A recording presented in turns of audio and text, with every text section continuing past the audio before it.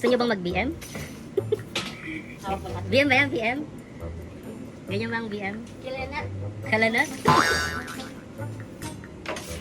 Kaya sa mga gusto ko mag-BM, ito po yung sinasabi ko na hindi lang damit ang hinahawakan ng BM. Tama na yan, wala nang camera, pinatay ko na. Wala na, tigil mo na yan. Tama na yan, drama.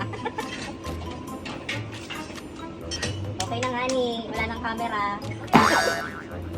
Hello mga ka-BM, it's me, Jopay, Visual Merchandiser dito sa Saudi Arabia. For today's video mga ka-BM, samahan nyo kayo maglinis ng backstore dito sa amin dahil sobrang kalat na. At the same time, sagutin natin yung tanong ni ka-BM na, Sir, any idea sa pag-visual merchandiser? Siguro first timer si ka-BM at wala talaga siyang idea. So ito ay para sa mga interesadong mag-work as VM. So ang VM po, ibig sabihin yan ay visual merchandiser. So dito po sa Middle East, lalo na dito sa Saudi Arabia, is in demand po talaga ang visual merchandiser dahil kahit saan ka dito magpunta, merong VM. Kahit sa maliliit na tindahan or boutique, lalo na sa mga retail, napakadami po talagang VM, lalo na mga Filipino. So ano nga ba ang ginagawa dito ng isang VM? So your responsibility is to make the store ready for customer to shop. Kailangan maayos yung tindahan para sa mga customer na darating. Kailangan maayos yung display mo, naka-collection wise siya, yung maakit yung customer na pasukin yung shop dahil sa ganda ng display. And kailangan yung marunong ka rin mag-layout ng floor dahil syempre kailangan maayos yung dadaanan ni customer. Bali dito naman mga kabiya, meron namang sinusunod na guidelines galing sa corporate.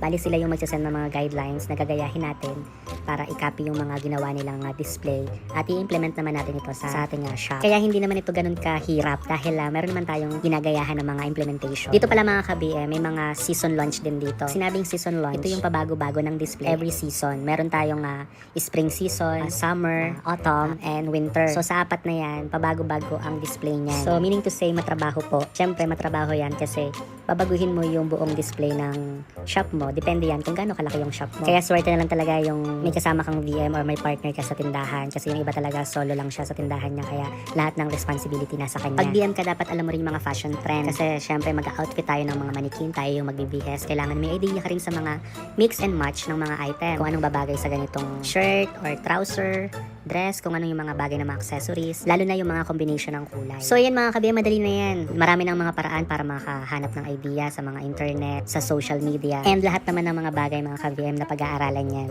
Kaya kayang-kaya mo yan. And isa sa mga trabaho ng BM is reporting. Merong ibang mga company na merong gumagawa ng report every week na kailangan ipasa sa corporate dahil ni-required nila yan gumawa ng PowerPoint. Kailangan mo yan gawin para i-present mo yung na-accomplish mo weekly or every month, or kung merong mga season launch, ginagawa niya ng PPT. Diyan yung mga picture i-attach mo dyan. Kaya isa rin kailangan magaling kang mag-picture. Kaya syempre, pipicturean mo lahat ng gawa mo para katunayan na natapos mo yung task na pinigay sa'yo. Masasabi ko lang ka-BM dito sa company ko is masasabi kong okay dahil organized naman lahat. May mga iilang mga hindi kagandahan pero masasabi ko given na yun lalo dito sa abroad. Kasi dito naman mga ka-BM talagang kadalasan dito ang trabaho is all around. May mga VM dito na nag-receive ng delivery, may mga VM dito na nagiging cashier or naging salesman. Nakadepende po kasi yan talaga sa company at sa management. Yung iba nga dito humahawak pa yun ng mga map, ng mga cleaning materials. Kaya syempre, ako, sa sarili ko, humahawak kami ng map kasi kailangan namin linisin yung floor bago mag-take ng picture kasi kung antay natin yung cleaner, mas lalong tatagal. Gaya nung ginagawa namin ngayon dito, naglinis kami ng backstore, which is sa iba hindi isipin na ginagawa yan as VM. Pero dito, kailangan namin gawin dahil walang ibang gagawa nito kung di kami lang. Masasabi ko sa sarili ko na maswerte pa kami kumpara sa mga ibang visual na narinig ko or nakakausap ko na mas worse pa yung nangyayari dun sa shop nila. So ayun, natapos na pala kayong maglinis mga ka-BM at ito na yung kinalabasan ng aming trabaho. So ayun na, luminis na siya. Malanggol ka yan. Ilang grams yan? Ha? Ilang grams? Ano ito, mga half kilo? At hanggang dito na lang mga ka-BM at maraming salamat umabot ka sa part na ito. And always remember mga ka-BM, in the world of full of negativity, always choose to be kind. Bye-bye!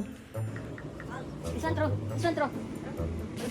Ayan yung ano yan o yan. This is our mudir. This is our mudir. He tell to clean all these things. Sir, will you put this one? Or Sir, this one where? This one where? This one where?